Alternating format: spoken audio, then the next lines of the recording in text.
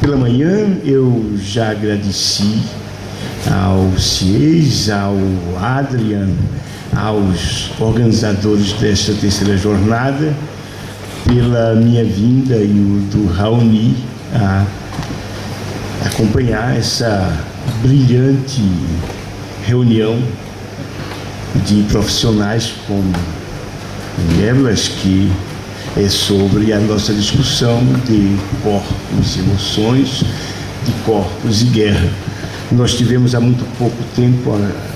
acredito, foi sexta-feira passada, não sei, da UFPB, uma pesquisadora que trabalhou sobre fotografia e crueldade, e analisou exatamente as fotografias de tortura do Iraque que foram divulgadas na internet, né? E, logicamente, seria muito interessante se tivesse aqui a Nicole Pontes, que está fazendo o doutorado dela nessa direção, que ampliaria muito bem, né, esse debate brilhante que o Nieblas colocou e que daria continuidade exatamente às aberturas para os diversos grupos que aqui se colocaram pela manhã. Bom, eu peço perdão por falar em português, mas se for falar em portunhol, acredito que será bem pior. Ok? Então, lá vou eu. Diferente do Nieblas, eu vim aqui para falar um pouco sobre a sociologia e a antropologia das emoções no Brasil, né? A sua estruturação e um pouco do acompanhamento do que está se passando por lá, né? E, logicamente, com um pouco de extensão para a América Latina, que nós estamos também acompanhando mais ou menos de perto. Bom, começando. Então, tenham paciência, tentarei falar o mais devagar possível, né, para que isso possa ser visto e ouvido. A sociologia e a antropologia das emoções se constituem em uma sub-área do conhecimento dos campos mais gerais da sociologia e da antropologia. No Brasil, o seu surgimento e processo de consolidação se deu a partir dos anos 90 do século passado. A constituição dessas disciplinas aconteceu como uma espécie de, como um processo de busca de rejuvenescimento da teoria social, que permitiu uma releitura da tradição sociológica e antropológica desde os seus clássicos. Esta minha comunicação tem por objetivo realizar uma breve panorâmica da situação da sociologia e da antropologia das emoções no Brasil e se baseia, entre outras fontes, em dados recolhidos em congressos e encontros realizados no Brasil e na América Latina, que tiveram grupos de trabalho em antropologia e sociologia das emoções ou temas a ela correlatos. Como eu já disse, a sociologia e a antropologia das emoções têm uma vida bem recente no Brasil. A discussão e as análises sobre as emoções e as suas interfaces com a cultura e a sociedade, porém, têm uma vida mais longa e podem ser vinculadas, inclusive, com os fundadores do pensamento das ciências sociais brasileiro. Os trabalhos de um Gilberto Freire, de um Paulo Prado, de um Sérgio Buarque de Holanda, sobre a construção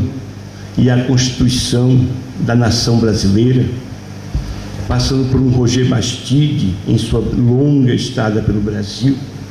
e pelos trabalhos de um Horácio Nogueira, hoje ainda esquecido dentro dos parâmetros da sociologia e da antropologia clássica brasileira, entre tantos outros, já colocavam a questão das emoções e das suas intersubjetividades e das relações intersubjetivas no construto social como uma das problemáticas definidoras na busca da identificação das bases compreensivas para a constituição da realidade brasileira. Porém,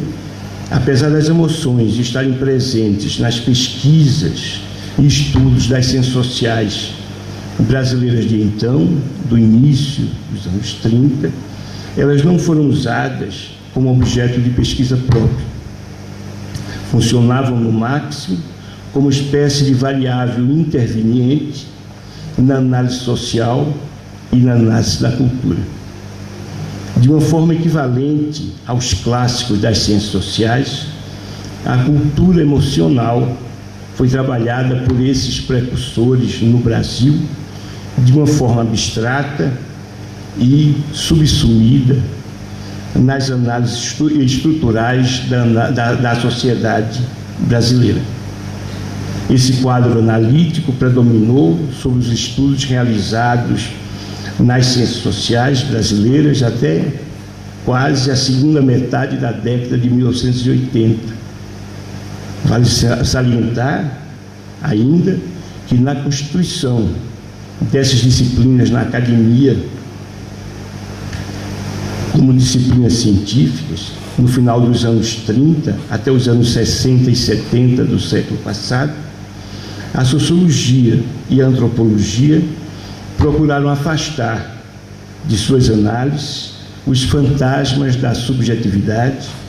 delimitando a objetividade das relações sociais como fundamento de sua análise. O esforço em favor da criação de uma cultura acadêmica no país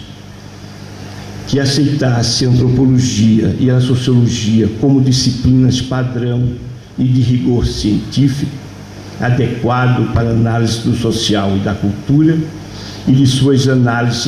análises contivessem padrões de verdades científicas a serem comprovadas e submetidas ao crivo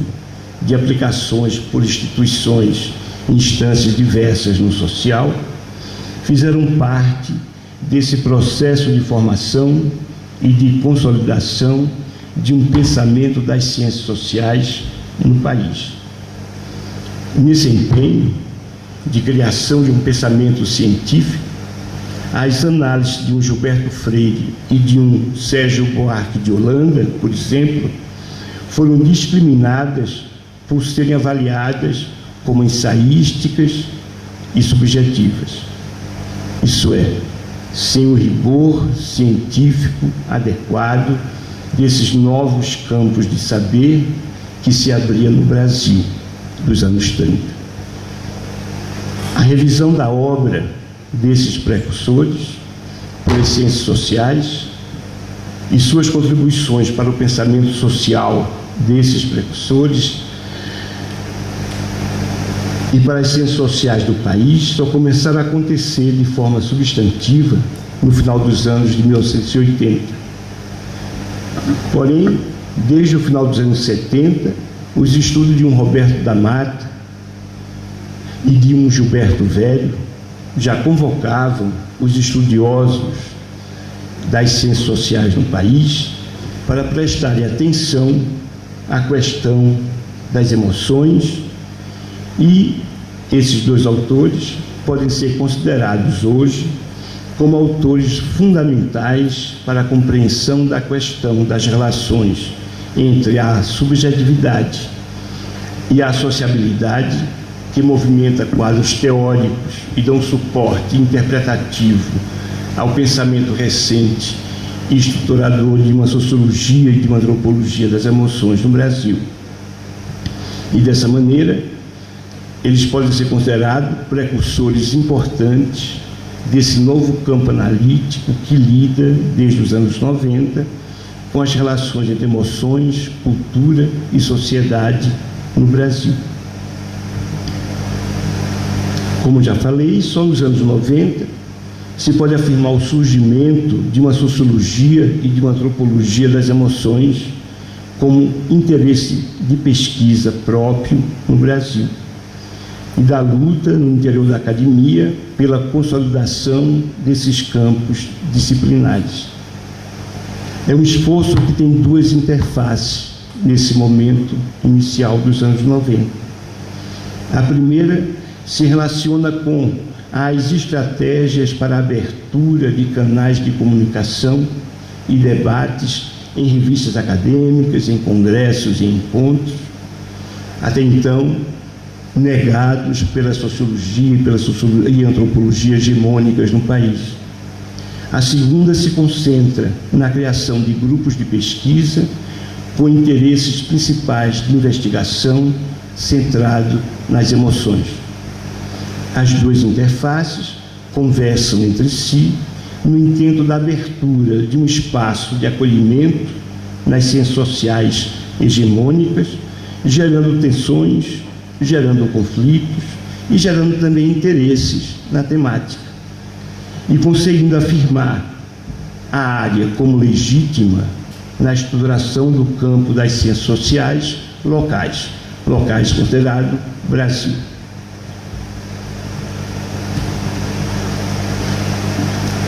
Nós vamos partir,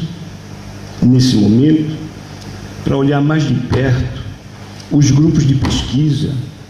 isto é, a segunda interface que acabo de falar, desse processo de consolidação da área de emoções no país. Vamos situar 3 grupos de pesquisa localizados em 3 instituições acadêmicas brasileiras que têm se movimentado de forma direta no sentido do fortalecimento, divulgação e concretização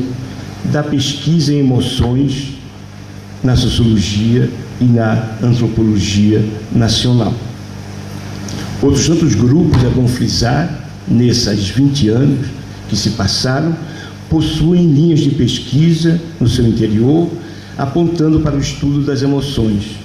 embora não sendo ainda o campo de interesse principal que os movimenta. Desse modo, irei tratar aqui apenas dos grupos de pesquisas consolidados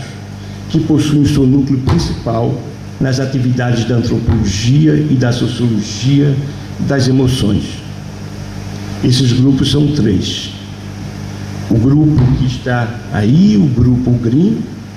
é o Grupo de Pesquisa em Antropologia e Sociologia das Emoções, que foi criado em 94 na Universidade Federal da Paraíba. O segundo grupo é um grupo que funciona desde 98 na Universidade do Estado do Rio de Janeiro, chama-se o Grupo de Pesquisa Transformações da Intimidade.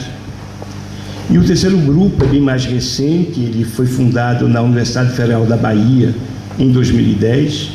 e chamado Grupo de Pesquisa Cultura, Sociabilidades e Sensibilidades Urbanas. Bom, vamos começar nesse momento então sobre o primeiro grupo. O GRIM, o Grupo de Pesquisa em Antropologia e Sociologia das Emoções, como já falei, foi instituído como base de pesquisa ligada diretamente aos estudos das emoções em 94,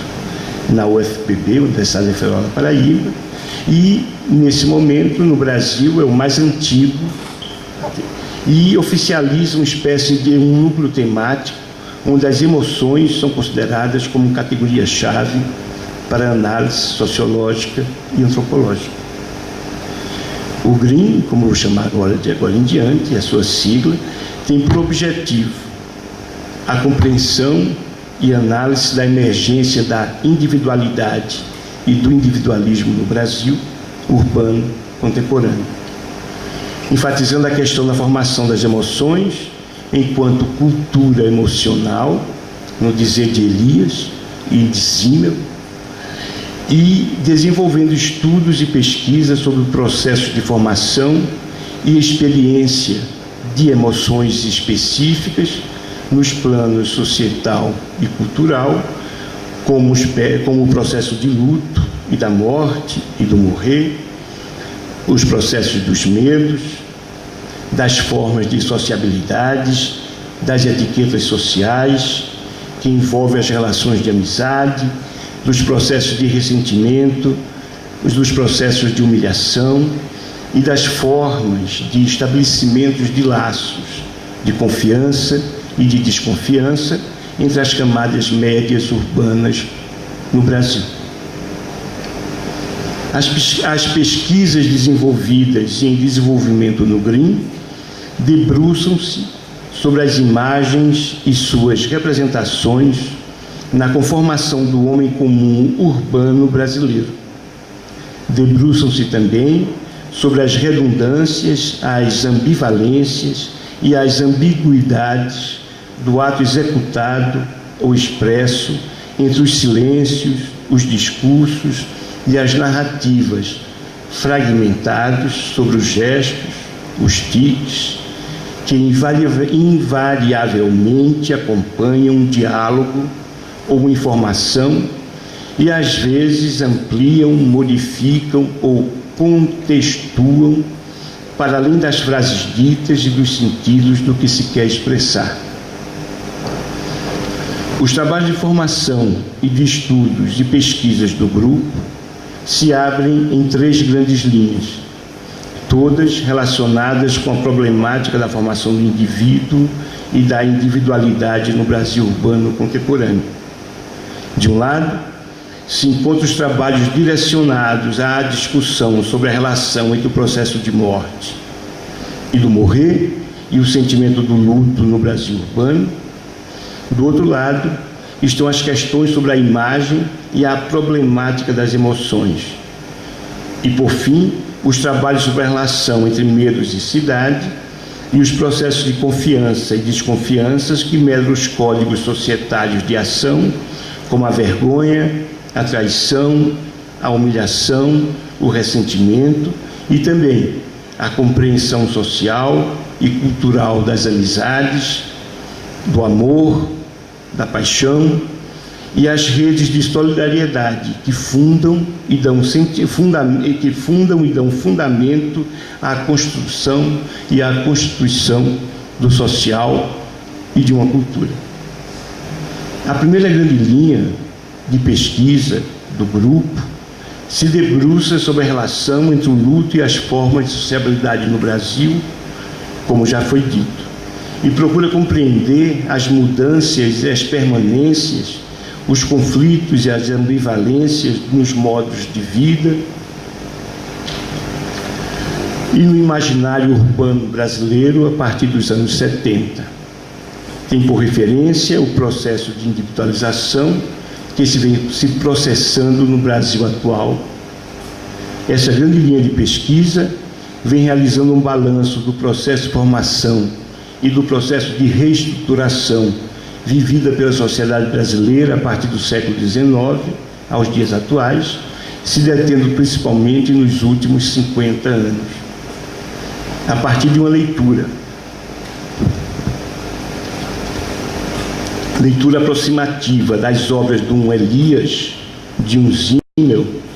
de um Mossi, busca compreender a relação entre as alterações na estrutura social e as mudanças nas emoções dos indivíduos e os processos sociais envolvidos na difusão e na recriação contínua de novos modelos comportamentais que refluem sobre as formas originais de expressão do sentimento na sociabilidade urbana brasileira. Busca entender, de um lado, os novos e os velhos suportes que parecem se debater na forma ambivalente e ambígua nas atitudes e nos modos de vida atual dos brasileiros. De outro, busca compreender os mecanismos da ambiguidade que permite a esses homens e mulheres viverem tal processo como um sentimento moral em fragmentação, tornando-os mais solitários e, de forma concomitante, em um acelerado caminho de individualização. Que formas pessoais e sociais são experimentadas na situação limiar do luto? E que instâncias e debates internos e externos asseguram aos atores envolvidos se ajustarem aos ritmos da cultura e da organização social local e nacional. Quais os mecanismos que se delineiam como fomentadores e realimentadores dos processos culturais e sociais na sua nova reconfiguração da relação entre indivíduos e sociedade no país? Até que ponto eles permitem compreender os movimentos de reafirmação do societário instituído como lugar de pertencimento e como lugar de desilusão? Isso é, sempre se movendo em novas roupagens e significados e, ao mesmo tempo, em contínua instituição. Essas são as questões compreensivas que perpassam as análises e as indagações do autor sobre a fundação e a formulação de novas etiquetas urbanas e de novas agendas comportamentais e sobre o processo de continuidade a elas simultâneo, dentro de uma lógica de estruturação tradicionalmente satisfeita no país, embora vivida como descontinuidade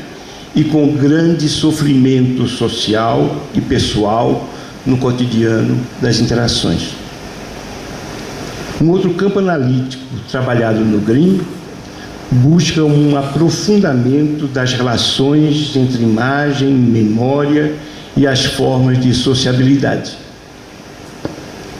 No interior dessas relações, se debruça principalmente na análise crítica da fotografia e de suas relações com a problemática dos sentimentos, da memória e dos estados liminares, onde procura discutir e compreender a questão sempre tensa da relação entre objetividade e subjetividade na análise da cultura e do social. Os estudos resultantes desse campo analítico visam a construção de pontes importantes entre a antropologia e a sociologia das emoções e a antropologia e a sociologia da imagem e do visual. As discussões levadas pela antropologia e pela sociologia da imagem e do visual e pela antropologia e sociologia das emoções no Brasil têm dado ênfase a um suporte fundamental, sem dúvida, para o aprofundamento das pesquisas e estudos da relação entre processos de subjetividade e de sociabilidade no Brasil contemporâneo e ajudado a traçar as tênues fronteiras entre as duas especialidades e contribuído também para assegurar um quadro amplo de interdisciplinaridade como fundamento básico de ampliação e de suporte nas áreas em questão. Os estudos sobre medos e cidade desenvolvidos no grupo, no GRIM, são exemplos das discussões sobre as relações entre processos de subjetividade e sociabilidade acima mencionados. A problemática dos medos e cidade começa a ser desenvolvida no GRIM de forma mais sistemática a partir do ano de 2001, quando retoma as discussões que o grupo de pesquisa vinha desenvolvendo desde os anos 80 sobre a formação do homem comum no Brasil e sobre a constituição de um discurso modernizador e disciplinador da cidade. É bom frisar que, nesse momento, o grupo ainda estava em formação no sentimento de união de vários membros e que ainda estava muito embalado num processo ligado a uma visão do social através do marxismo, né? E na análise do marxismo, na relação do movimento modernizador das cidades, como João Pessoa, por exemplo, se sentiu um pouco dificuldade de estruturação sobre a questão das classes do movimento operário, tendo que realmente reconfigurar para novas categorias analíticas, como o trabalhador, e do trabalhador para o homem comum, o homem que vive o seu cotidiano e como ele sofre as consequências dessa modernização. E como a modernização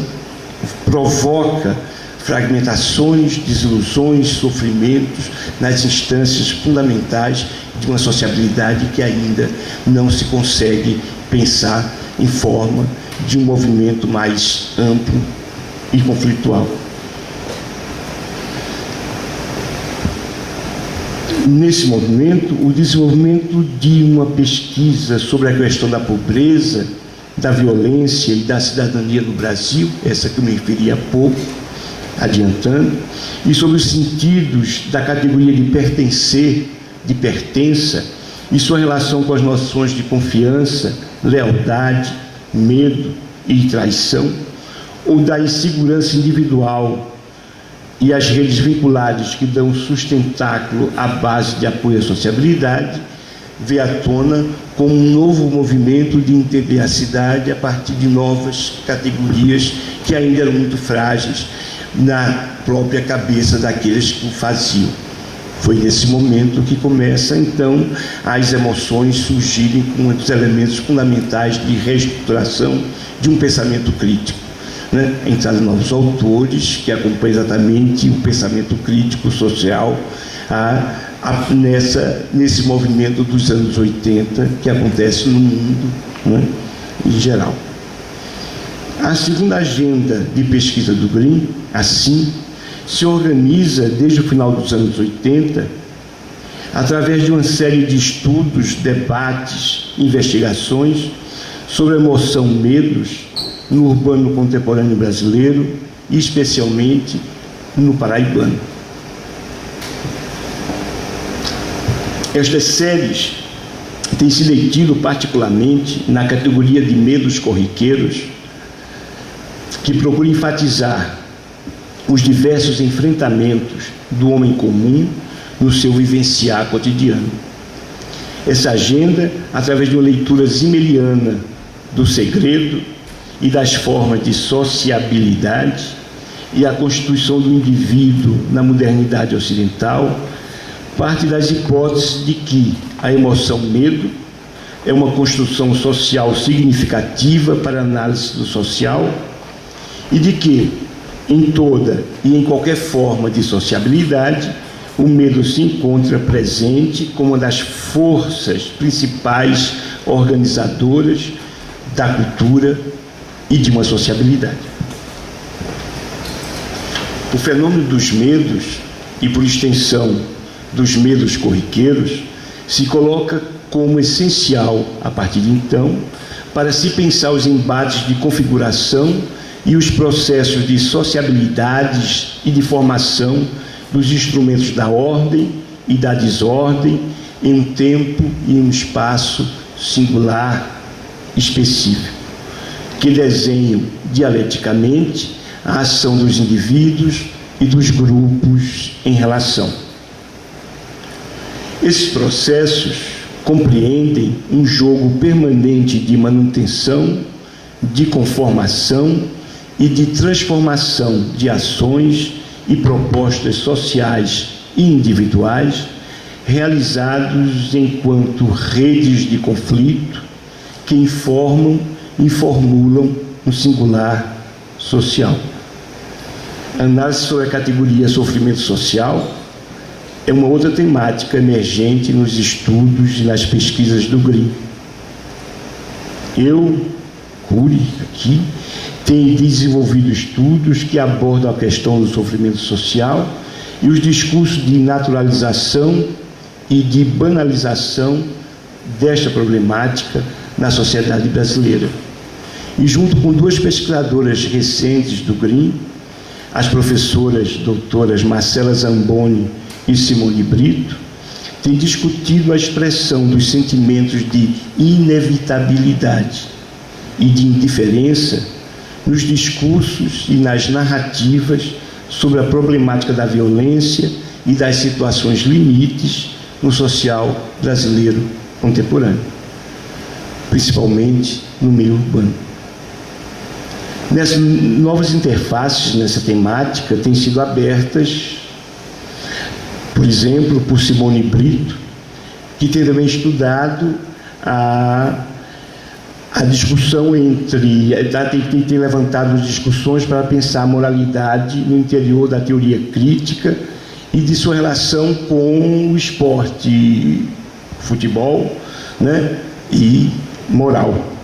Procura refletir a construção social da normatividade e os modos de justificação, no dizer do Boltanski, no debate sobre tecnologias de monitoramento